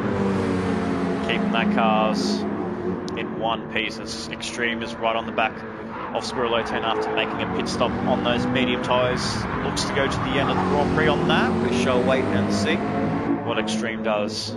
He's about 46 seconds behind Slapper's mate 117. Aussie Hypnotic is closing between him and Slappers. It's closing, but it's ever so slightly. You can see on their front tyres, those mediums are not holding up very nicely, and we have seen Aussie Hypnotic struggle with tyre wear, especially back at round 1 at Watkins Glen. Him and Slappers mate 117, mind you, they were both sliding about, both slipping and sliding on the back end of the boot of Watkins Glen and not bringing those cars straight into the pit lane of the previous lap for some tyre conservation. And both struggling with tyre wear. We can even see here they are struggling to get those tyres steady, as we've seen now. Slappers Mate overtake Golden Alpine, lapping the Ned driver, the amateur driver from Ned Racing.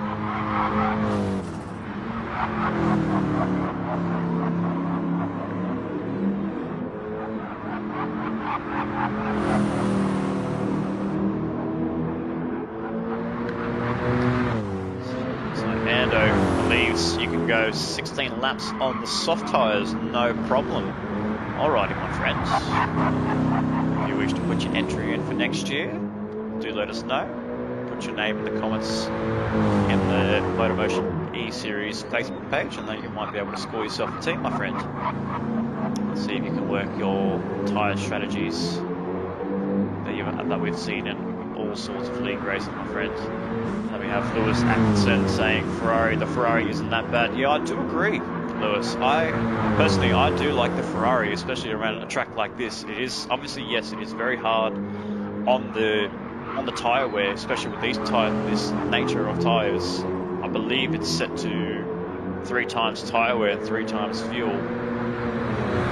But with the tyre modelling on GT7 being a little bit more aggressive than what we've seen on GT Sport, it has made the Ferrari a little bit less stable around the track, and there's a lot of sliding about with some drivers really pushing their MR cars, especially with the McLarens as well, with extreme inside the top 5. The McLarens as well have been really struggling to maintain tyre wear and maintain pace on worn tyres compared to the front engine rear-wheel drive cars.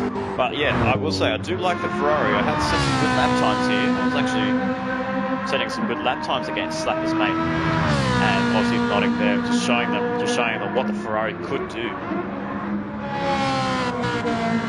But unfortunately for Bingo Banger Racing, 2 retirements, and Cook's the only driver left for Ferrari, sitting inside the top 8. Not what they wanted to conclude this season, this pilot season of the GT3 Championship, and will be looking to tear that contract up in front of Ferrari's main boss. So who knows whether Ferrari may find somebody else or Ferrari may disappear from MotorMotion. We will wait and see as news develops later in the year and early next year, as we now see Osto 101 did set that fastest lap there, 1 minute 59.6 on those soft tyres. He's racing for pride. He's racing just to set fast lap times, just farewelling the McLaren 650S.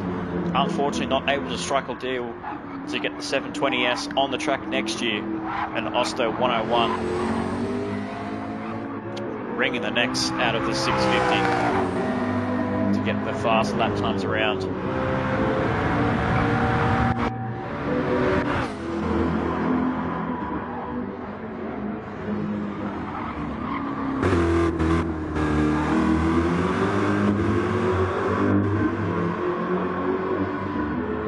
Series ever growing strongly, and more drivers coming in submitting their forms, even teams coming in submitting their forms.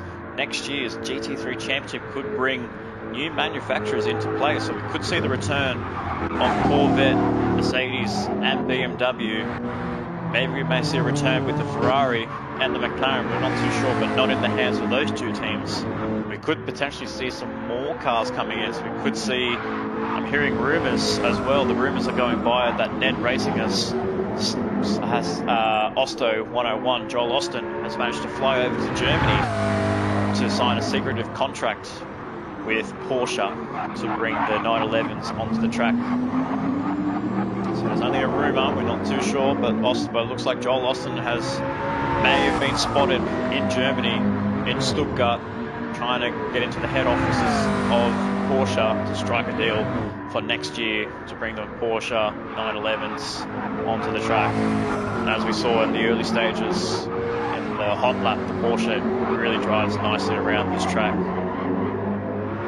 So we'll see what the developments are from Ned Racing as Squirrel comes in for the final time, what looks to be the final time. He may go on to the set of soft tyres to finish off this Grand Prix and just drive home to an easy title victory. And Squirrel 18 comes through the pit lane, changing tyres, putting on some fuel for the final time. Wait and see what he's on. I do believe he's going to be on the soft tyres. We get confirmation. Yes, he is on the soft. So the co-owner of MotorMotion on the softs, well ahead of Marty McFarty, unfortunately. So not the climax that we wanted to see between the AM drivers. 20 points separating those two, but Squirrel 18, pure dominance in amateur, getting himself a really nice podium back at Monza as well for WTCC. Inside the top 8, and this could potentially be Slapper's mate 117's first victory. He's struggled throughout the whole season with only 10 laps to go. We don't want to put any commentators' curse on Slapper's mate 117, but Slappers has been inundated with a lot of struggles through the pilot season of the GT3 Championship. He's been a very consistent and a fast driver. We know that. We've seen in the first 2 rounds. Unfortunately, the round 3 could not be streamed. But we have seen in those 2 rounds, he has been strong, he has been fast. He always putting that car inside the top 3 with ease. But just mistakes after mistakes just cost him in round 1. The pit crew couldn't get the rear right tyre on the car properly, which gave GLR Scotty the victory. And then through Monza as well, struggling with getting the car planted through the corners with the high speed sections. And also coming through another set of technicalities in the pit lane. So the WTCC boys, or Slappers crew team, haven't been able to get their game on, unfortunately. But so far around Suzuka, it looks to be on point and giving him a 17.3 second lead over GLR Scotty.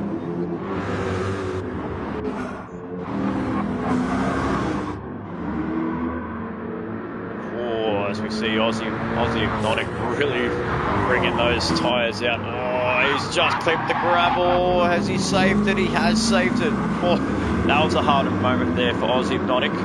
That was very close for the man that is trying to do what he can as opposed to Slapper's mate 117. He is struggling with tyre wear with only just under 9 laps to go. Aussie Hypnotic will be looking to make that pit stop for the final time onto the soft tyres. So with the likes of GLR Scotty and Slapper's mate 117 for the final time with only 9 laps to go. Slappers, Scotty and Aussie Hypnotic will be making their way into the pit lane for the final time for round 4 of the GT3 Championship. Slappers in the pit lane. GLR Scotty, we shall wait and see. Will he do the same thing? Will he go one more lap? Don't think he has the fuel to do one more lap, unfortunately, so I think he's going to follow his teammate into the pit lane and go onto a set of soft tyres. There you go, he's just jumped into the pit lane. Aussie Hypnotic going into the pit lane as well. And we also have Sir Dids. Actually, no, he stays out, so Sir Dids is going to go for one more lap, maybe a couple more laps, put on a fresh set of soft tyres and some more fuel, and bring him home towards the checkered flag. Slapper's mate 117 exits the pit lane. Extremist half is just going down the main straight right now. GLR Scotty still stuck in the pit lane in 3rd. Aussie Hypnotic in 4th place. A little bit more fuel than Aussie Hypnotic. Oh, sorry, less fuel than Aussie Hypnotic there. And there we have GLR Scotty and Walker 17 right in the clutches of each other. The 2 victors from MotorMotion E-Series in the championship. Walker 17 winning ahead of Aussie Hypnotic. So actually, funny enough, Walker is ahead of Aussie Hypnotic. These two having a mammoth battle right up to the final corner of the final lap at Autodromo Nazionale di Monza. The temporal speed, and Walker proved to be the better driver compared to Aussie Hypnotic. Aussie going for the long stint on the mediums. Walker on some warm soft tyres. Made a beautiful move around the outside on Aussie to get him the victory. But unfortunately this time round for the Swan driver, He's going to be sitting right back. He might have to surrender that position to Aussie Hypnotic as he is on more tyres, but he is going side by side from the man from Scarborough Motorsport. Walker's going to hold that inside line. Aussie Hypnotic is going to have better traction coming on the exit of the hairpin. Slightly better traction, but he's losing time towards GLR Scotty. Aussie Hypnotic needs to make the move on Walker 17. He needs to get himself close to GLR Scotty. Goes for an inside move. He doesn't make it. That's a bit of a hairy moment there for Aussie. Walker proving to be the blocking stone of Aussie's charge, but there you go, with better traction. Aussie has just made the move past Spoon Curve and easily on Walker 17 as Walker comes into the pit lane at the end of this lap. As we see Sir Dids making his final pit stop with only 8 laps to go. Slapper's Mace inherits the lead yet again. Extreme NZ looks to be staying on the mediums. We'll wait and see. I'm not so sure if he has enough fuel to get to the end though, Extreme. Keep an eye on that. What the go is going to be for Extreme. Maybe he's going to go for a short stint on the soft tyres and maybe set a fast lap there, but that's right on board for a hot lap around Suzuka Circuit in the hands of Slapper's Mate 117, the championship leader in Pro Class and overall leader here at Suzuka. So sit back, enjoy a hot lap with Slapper's Mate 117.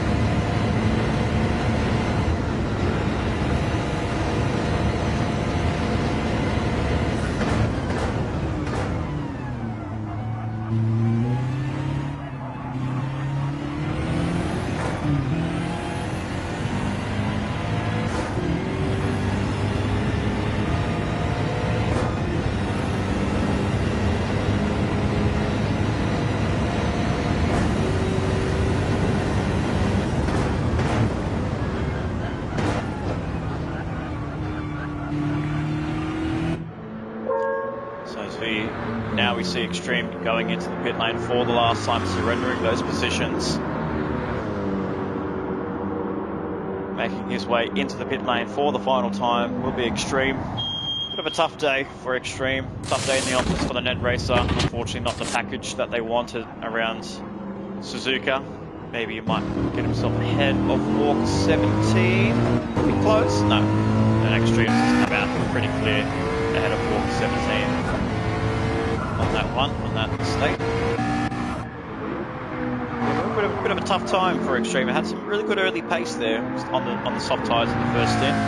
But just in the middle stint, just hasn't been able to find consistency. So that's what the Net driver has been lacking a little bit. He's been able to get himself on the podium a couple of times in Pro Class and even third overall at Watkins Glen. But the Net Racer and Extreme having a really tough time in the McLaren 650S alongside his teammates, as we did see actually on that lap that Slappers did.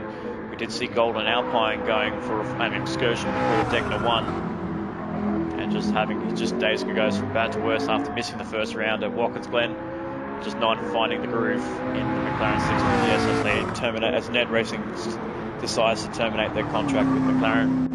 Walk 17 is just ahead of Squirrel 18.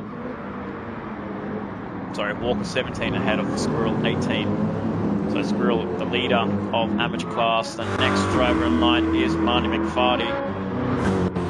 Well clear of the man of the leader, the boss of Scarborough Motorsport in 9th place. Kutch 426 inside the top 8 as we see yellow flags. for somebody. I believe that was Golden Alpine, unfortunately. So Golden really struggling to get his car planted, get his car working. But Slapper's made on the previous lap, setting the fastest lap, 1 minute 58.849. So beautiful lap time set by the man, the leader of WTCC. Can he finally break the duck? Can he get himself that victory? We'll only fire down in 6 laps time, but 16.2 ahead of GLR Scotty and Aussie Hypnotic right behind GLR Scotty. 1 minute 59.7, plays at 59.3. So Aussie is closing as we go on board with the man from Scarborough Motorsport, the man that's going to struggle with tyre wear at the end of the Grand Prix, I believe. So he needs to get close to Scotty as quickly as he can, and only in a couple of laps time, because otherwise those soft tyres at the front is going to have a huge effect on Aussie's chance of getting second place overall. So Dids is actually right behind, not too far behind as well. So Sir Dids in 4th place, so we could see a potential surprise from Sir Dids 72. He's also on the soft tyres, and he can see Aussie Hypnotic inside as well. So Sir Dids sitting 3rd in class, he potentially snatch 2nd away from Aussie Hypnotic if he doesn't make the move on Scotty. Extreme sitting 4th in class, setting a purple lap sector there, or no, actually no, 0.8 up on his time there. So good pace coming from Extreme. Walker 17 in 6th place, and then we have Squirrel right on the clutches off the rear wing of Swan Racing. The farewell of Swan Racing, unfortunately. It has been confirmed in the MotorMotion E-Series paddock that Swan Racing is going into retirement, and Walker 17 is pulling the plug on Swan Racing. It's been a strong campaign for Swan Racing, especially with Walker 17 winning, taking that huge victory away at Monza against Aussie Hypnotic from Scarborough Motorsport. So it's bidding farewells for plenty of drivers and plenty of teams and plenty of cars. So it's a bit of a sad sight to see for some drivers making the moves and making shifts across different teams. We'll find out later on in the year to see which teams have gone where. But one thing for sure is we won't be seeing Swan Racing on the grid anymore, and this is the final round that we will be seeing Swan and the team leaders in Walker, Sir Dids and Bruce Lightning 55 all on track as a team.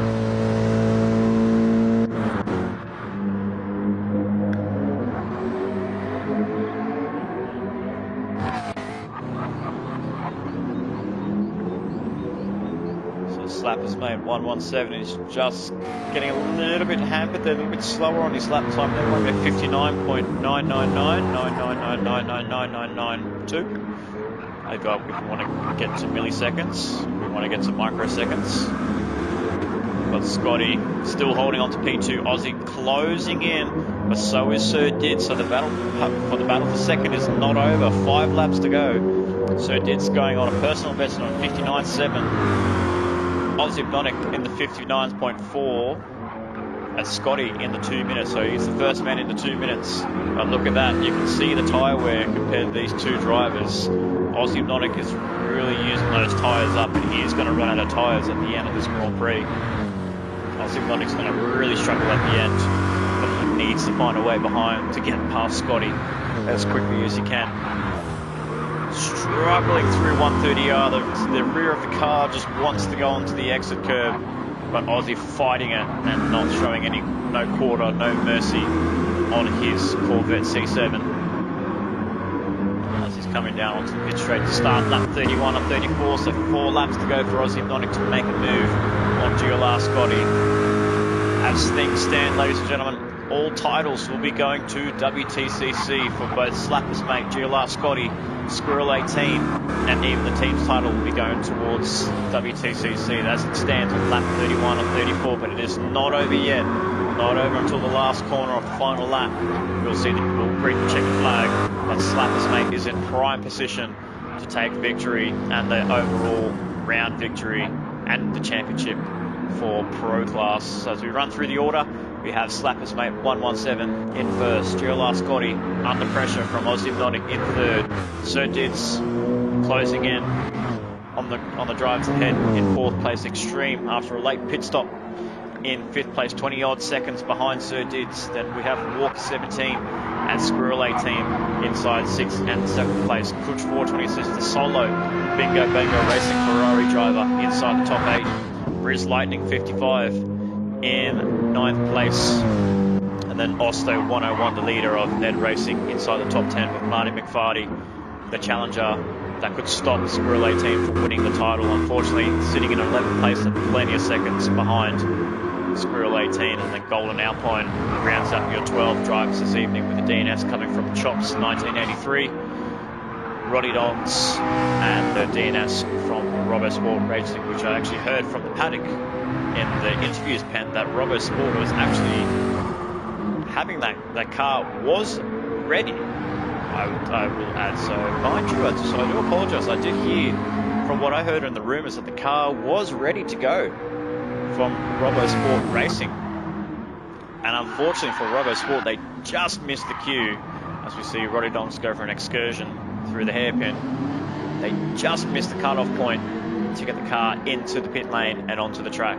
Start on the last, in 15th last place. So that car, so I did report it was an engine malfunction, an engine problem, but Scarborough Motorsports, Robbo Sports said the car was ready.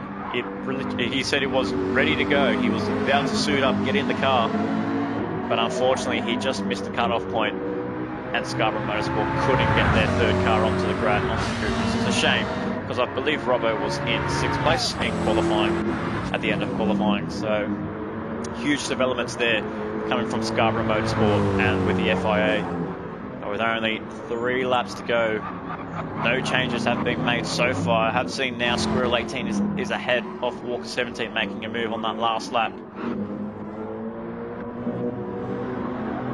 So there you go, Squirrel 18, 2:02 versus a 2:03. So a mistake coming from Walker's end on worn tyres.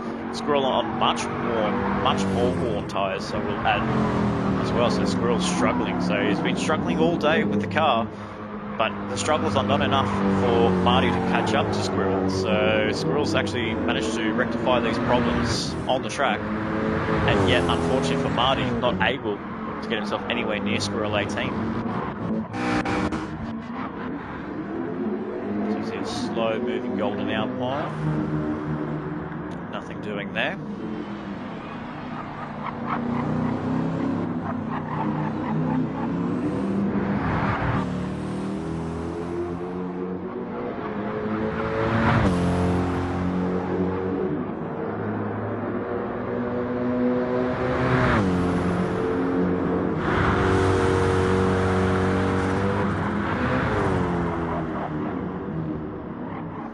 Only 2 laps to go. The crew chief from WTCC in Griffo is getting those t-shirts ready, getting the posters ready to say WTCC World Championship for 2022 in the Trak Racer GT3 Championship.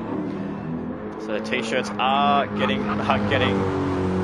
ready, and the posters and the champagnes are bubbling up for what is going to be a momentous occasion for WTCC. But with only 1 3/4 of a lap to go, Slappers mate 117 is losing a lot of time to GLR Scotty, and I did hear over the radio a couple of laps ago that Slappers has been told to conserve fuel and tyres. So Slappers is really struggling on the fuel run, and so is GLR Scotty. He's actually worse off on the fuel compared to Slappers mate 117. I believe I thought it was the other way around. So Scotty struggling on the fuel, Slappers not so much. But I believe both drivers are going to get to the end on the fuel tank. Aussie Hypnotic really trying to get into close quarters of GLR Scotty, not able to break that sub 1 second barrier. And it's all sorts of under pressure as we see the tyre wear. As I've just noticed that, ladies and gentlemen, the tyre wear that Aussie Hypnotic has got is struggling big time. Can he make another lap here? So huge dramas for Aussie Hypnotic and Scarborough Motorsport, the team that has struggled to get the grips of the Corvette C7's tyre wear issues. And Aussie Hypnotic is coming into the clutches of Sir Dids. Sir Dids just over a second behind Aussie Hypnotic in 3rd place. So Aussie Hypnotic has no choice, but I believe he has to go for 1 more lap. If he makes a pit stop, he'll even drop Oh, he may not drop towards extreme, but this is going to be a huge last lap for Aussie Exotic. It's all or nothing for the man from Scarborough Motorsport. He's not going into the pit line. He thinks, you know what, let's go for broke. And Sir Dids is right on the back of Aussie Exotic as we go for the onboard shot with Sir Dids 72. Can Sir Dids bring Swan Racing a final swan song? No pun intended for the Swan Racing driver. The pro driver could be taking out third place overall and second in class as Aussie runs the car a little bit wide, going through the S-curves for the final time. Sir Dids 72 on the back of Aussie Exotic. The battle for third place is on. Scotty has driven away from the rest of the pack behind him, but Aussie coming all sorts of under pressure from Dids. Sir Dids decides to go around the outside, go towards the inside of the S-curve. No, he doesn't. Sir Dids is just going to bide his time, and you can see there you go, his outer tyres on the front wear. Aussie Exotic is going to really struggle to get this car hooked into Decna 1. He's done that perfectly. Now through Decna 2. Dids doesn't know he's struggling. He knows he's struggling with tyre wear, but he doesn't know how much of an impact it's making. It's going to be side by side between Scarborough Motorsport, not quite. Dids going for the outside move, Aussie holding the inside line. How is Aussie holding onto this car? I will never know, ladies and gentlemen, but Aussie doing a fantastic job to keep that car straight for what could be an awesome P3 for Scarborough Motorsport.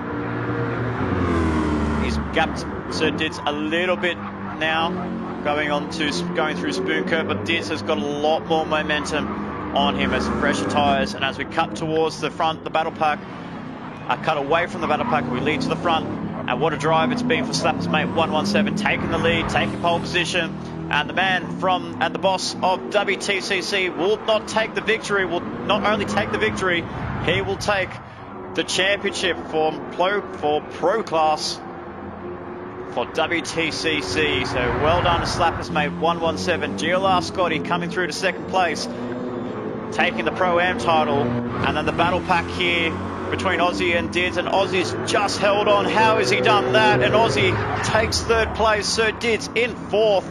So beautiful run to the finish line for Aussie Exotic and Sir Dids, and Aussie just holding on to those tyres in third place. Sir Dids in fourth.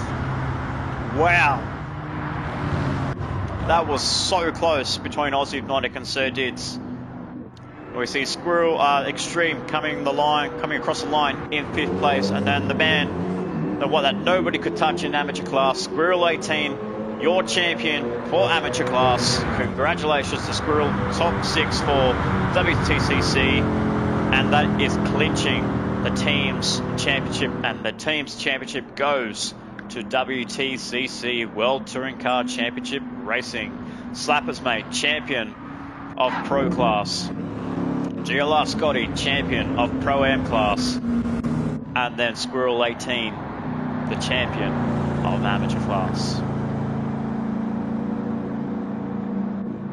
Awesome racing, fantastic showing by all of our drivers this evening as we see the drivers crossing the line to finish off what is an awesome Grand Prix. Walker 17, not able to challenge Scotty for the championship this evening, but can hold his head up high for the final time for Swan Racing in 7th place. Kutch 426, the only Bingo Bango Racing driver in 8th place.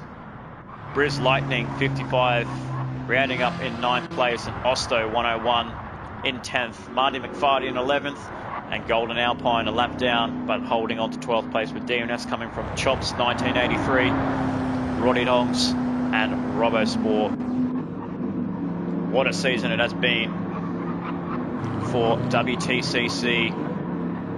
The early favourites for the GT3 Championship for the pilot season in MotorMotion E-Series. The favourites to take out the title, and it's just proven to be a masterclass from WTCC, from Slappers Mate, the boss, finally getting the victory for pro class, and finally we see a pro driver taking victory in this GT3 Championship. Slappers first with GLR Scotty on the podium for the overall podium and first in Pro-Am, and Aussie Exotic. Wow, you got to think about what Aussie Exotic has been going through on that last couple of laps there.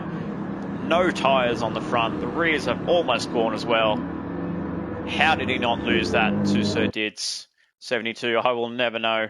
And then we have Squirrel 18, the amateur driver in the championship, taking out the team's title, helping WTCC take the team's title away from the rest of the competitors. Some fantastic racing we have seen from our WTCC boys in Slapper's Mate, GLR Scotty, and Squirrel 18. Let's see if we can get... Maybe we might be able to get these guys into the party chat and they can give us a quick interview. Yeah, definitely for Squirrel, congratulations to you, my friend. That was what you can say that looked to be an easy victory for you in amateur class. Do you really rate that as one of your easiest championship victories? It's literally my first. Saying easy, I mean, I think I was always kept on my toes. It was pretty close in the division, so whilst any mistake could have definitely had me fighting for first place. But yeah, as a first championship victory, I'm pretty happy, or very happy with that actually. And yeah, easy. I still had to put the work in, but it was good fun. It was good fun. Yeah, you made it look easy throughout the whole coverage of the debuting GT3 Championship here at MotorMotion E-Series. You definitely had Marty give you a bit of a scare there, especially in the last round at Circuit de Spa-Francorchamps. So was that plaguing your mindset for Suzuka? Because we did hear from your team engineer in Griffer that you didn't seem to be having all the confidence around this track. You're actually struggling for brake temperatures, for brake pressure around here, so that would have definitely hurt you. And we did see a couple of huge moments come from your end, especially on the back end at Spoon Curve. With Marty taking out overall podium or race podium, and then taking the points for the division last round, obviously he closed the gap, so that was obviously in the back of my mind. But I'm normally not too bad at Suzuka, but for some reason I just the BMW was, I just wasn't getting the feel that I normally have with the BMW around other tracks on this track, and I was fighting the car, every step of the way. Even when we were on softs, I was still fighting. So yeah, the engineers were spot on the money. Issues there with some brake temperature and being able to be confident going to a few corners. So had some moments there which were very concerning, because it's not what I want to do.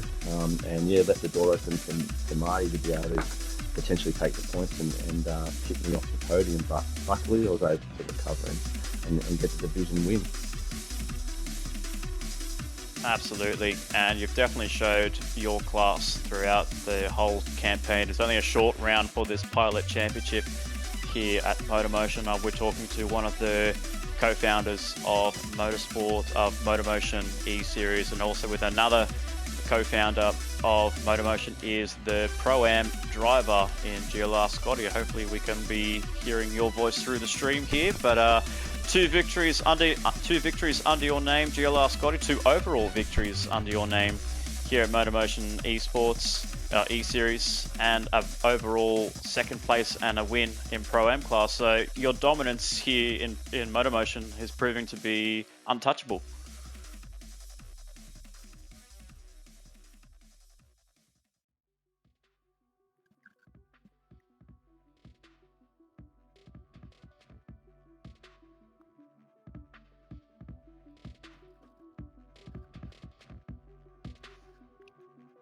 Yeah, you've definitely gave us a huge surprise against your competitors throughout this whole championship, especially with the likes of your team boss in Slapper's Mate 117. You actually didn't outsmart him not once, but twice. So I was actually very surprised.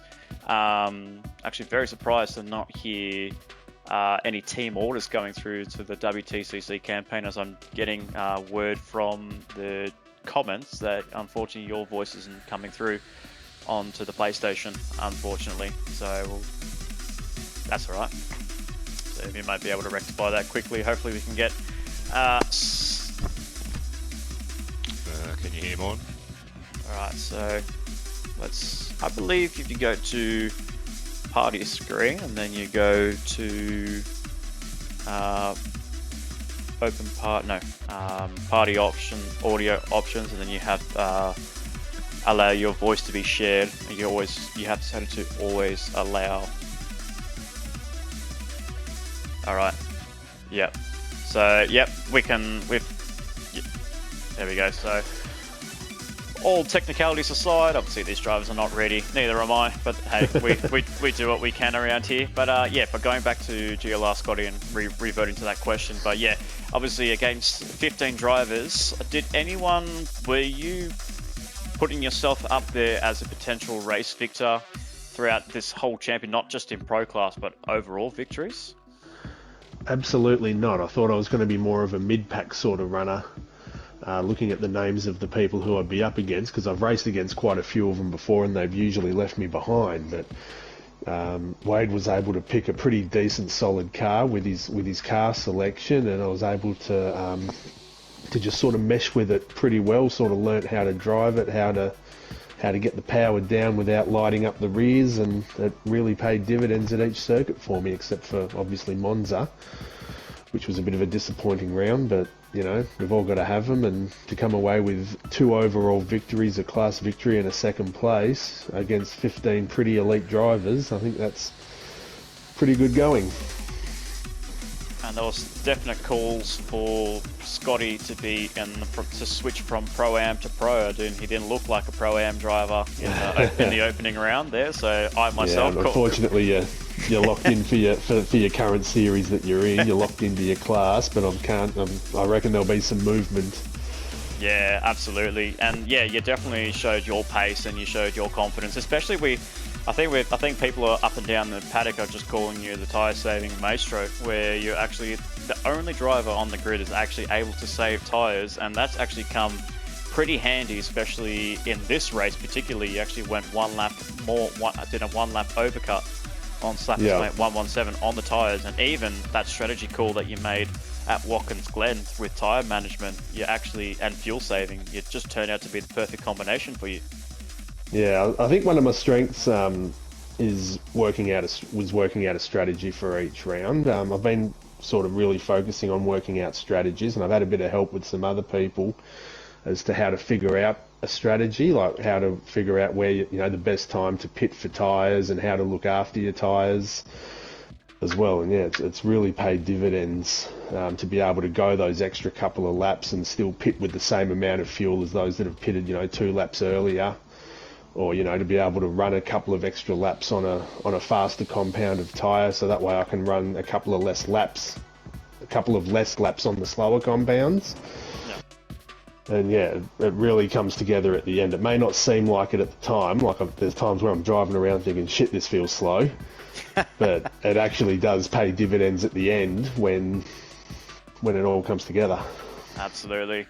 And then the leader behind WTCC Slappers Mate 117, your pro class champion. First of all, congratulations for taking out the victory. Only 2 points separated between you and Aussie Hypnotic there. What was your gut feeling when you saw Aussie Hypnotics not join your team and actually joined the Scarborough Motorsport, and you guys became rivals? It was definitely a different feeling. I'd have to admit that, and I think Aussie was a bit bummed out on it, but being the driver that he is, he's just willing to fill a seat and put on the best show he can for everyone else. But no, it was definitely no different than any other day of the week, I suppose, us racing against each other, so it felt pretty natural at the same time. Absolutely, and you guys have a long history of racing alongside each other, whether it's teammates or mates or rivals, so you guys have done very well in that sense, and then bringing in that championship fight to only just 2 points to Suzuka. But I was going to say as well, but this is actually your first victory in overall victory. And yeah, you've been shown up against 2 Pro-Am drivers there, Slappers. So what was the feeling like when you saw GLR Scotty not take 1 but 2 overall victories? I was definitely not against it. I was congratulating him. He got it on his accord. He put in the solid drive, so it was well deserved. But no, like you said about team orders, I'd never order him to give up the spot in order for me to get the win. So congratulations to him, at most. Yeah, absolutely. And now you finally got your victory. And after all the strategy mishaps that you've had over the season, especially in rounds 1 and at Watkins Glen, and then even at Monza, I believe you had a bit of a hard time there as well, making contact with a couple of drivers through the De La Roggia chicane. But yeah, to finally have a clean race and have a clean outcome, that's definitely what you needed. Yes, obviously the feeling was awesome, but it would have been, I was leading into the race, I thought it was just, yeah, it was going to be me and Aussie hopefully just battling it out, because I knew that Corvette is dangerous in a straight line. Just watch the delta time when he's behind you on that straight. God, it reels it in. So, but no, definitely happy with the win. Good all-round series, I think, especially for their pilot series. They definitely put in the long yards and it paid off. Absolutely, 100%. And yeah, and I mean, we can say as well, like, we definitely saw throughout that race, you know, you two going on different strategies, you starting on the mediums, him on the hards, and then switching it over. But obviously that first stint on the mediums helped you out a lot compared to Aussie when he tried to go on the mediums. I think he only managed to pull in, I think it was about 7 seconds before the soft tyres came into play, and then after you put on the soft tyres, you just ran away. And going back to Scotty, with that pressure from Aussie Hypnotic there, the delta was just staying the same between 1.5 and 2 seconds. So you managed to hold your own there, Scotty. And did you feel like Did you feel like there was pressure coming from him, or did you just keep your head down? Absolutely, I knew that all it was going to take was just one little mistake, and he was going to be on me. Yeah, absolutely. And so, I think, you know, it's just eyes forward. Try not to watch the mirrors too much. You know, as long as he wasn't filling up my mirrors, I knew I was okay. Yeah, and I will say that he actually finished on 0 tyres at all. Like the front tyres were absolutely dead on Aussie Hypnotic's car, and the rears were just hanging on by a thread there. And even for I think even when Squirrel was making an overtake on Walker was on fresh softs then, but Squirrel, you managed to hold the car around the outside very nicely on Walker and take that position away from him. Yeah, I was that battle with Walker was very intense, and I was really struggling to handle the car going around, following him in the dirty air, and just how warm my tyres were, and just one small tiny error opened the door, and I was able to hold it and get past. So there was a lot of luck involved in that, which culminated in me able to at least move up into 6th place and get past him. Absolutely, you did yourself an awesome job there. You're always winning the amateur class there, except for Spa, where Marty actually outsmarted you there through strategy. And unfortunately, you're not able to get the victory in amateur class, but you did get yourself an overall victory and an overall podium at Monza for a beautiful 3rd place. So that was really good. But for the boys in WTCC, that is